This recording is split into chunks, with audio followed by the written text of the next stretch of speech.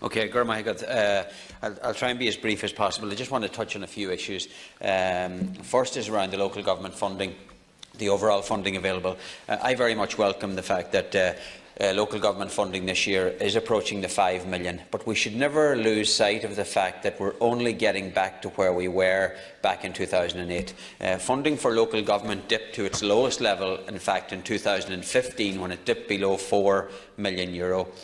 Last year, in 2018, the allocation of approximately €4.7 billion for local government was comparable to the last comparable example of that level of funding would have been in 2010.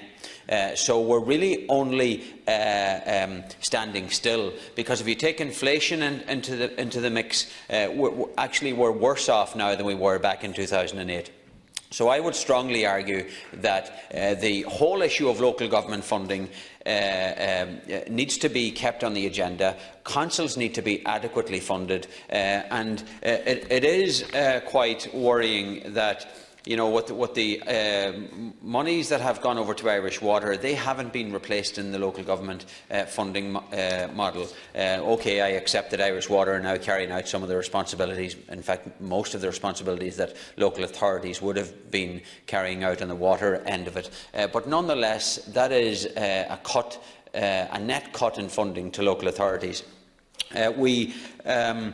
The funding mix available to local authorities, about 10% local property tax, and then there's a kind of a third with goods and rental income, the state grant, and then commercial rates. And the dependence on commercial rates, and now the revaluation, which was referred to by Senator Gallagher, is going to it's creating the atmosphere where local authorities need to collect that money, and of course that's creating difficulties for many businesses as well.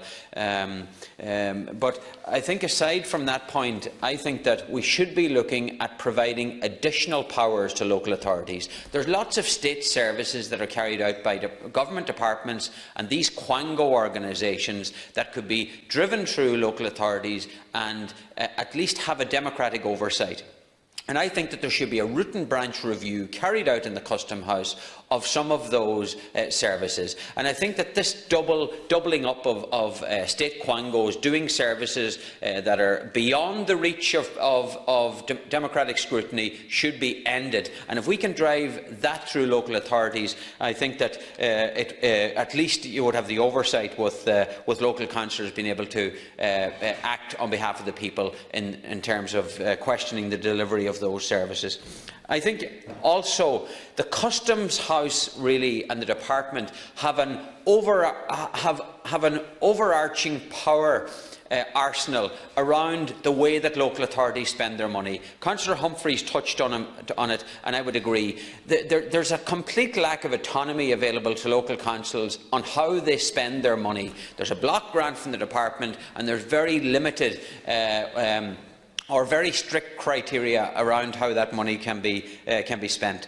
For example, I'll give you a recent example of yesterday. A Director of Service of Kildare County Council was in before officials in the department, your own department, Minister, and the Director of Service for Housing was told that no longer can the local authority purchase second-hand homes where individuals are living in the homes. The landlord may want to sell it, but the councils are now being told you can't actually buy those homes, you've got to go and buy new homes. That's despite the fact that there's no new homes being built in the region in question.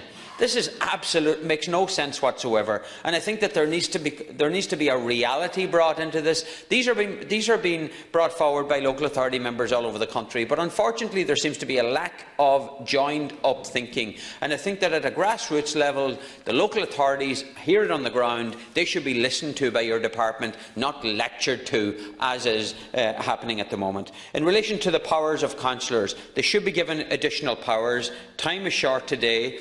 But I do want to touch on the funding of the provision of funding for local councillors. I was at the committee meeting last Thursday when you addressed the Housing and Committee meeting, Minister, Thursday the 28th, and you gave an indication there that this matter would be addressed. Now, you did say at the committee meeting that you hope that the Muirhead report will be published within 10 days or thereabouts, maybe 2 weeks. Where is the report we're 1 week on. Have you received the report? When will you receive the report? Will you act on the findings of the report? You mentioned last week as well, and I welcomed it, that you would publish the report upon receiving it. My fear is that, and I think that you should fight on behalf of local councillors, Minister, to make sure that this report is not put into the Public Pay Commission, because if that were to happen, we could be looking at a result, months, maybe even years from now. We need a result now. You also mentioned last week that you would backdate any payment, additional payment made to councillors to the last local elections. Can you again confirm that that is in fact the case? I welcome your work, Minister, and I know that it's not easy in terms of dealing with deeper in the Department of Finance, but this is an issue that must be addressed. It's long overdue. Other members of the House here have raised, Senator Harkin and others, about the workload of local authority members. It's a huge volume of workload. They're the practitioners of democracy at the point of contact closest to the citizen. In fact, if I had my way, and I've made this suggestion on numerous occasions, I would have councillors dealing with local issues, local representations, TDs dealing with legislative scrutiny and holding major state organisations to account, including the banks, and that they would have less of a role at a local level, and that senators would play a comparable role, instead of competition between TDs and councillors at the local level. Because when that does happen, unfortunately, the TD doesn't want to see the councillor well-resourced. And I think that that's wrong, because they should be well-resourced given the massive amount of work that they have to do. So I do hope that that this Moorhead report is published as soon as possible. And would you give a commitment, Minister, that you would come back here to the House following publication of the Moorhead report to discuss its findings? I know it's a matter for the Leader to schedule, but I do think that after publication, as soon after the publication as is possible, that you would come back here to the House and discuss the findings of that particular report. Go raibh maith agat, Carly.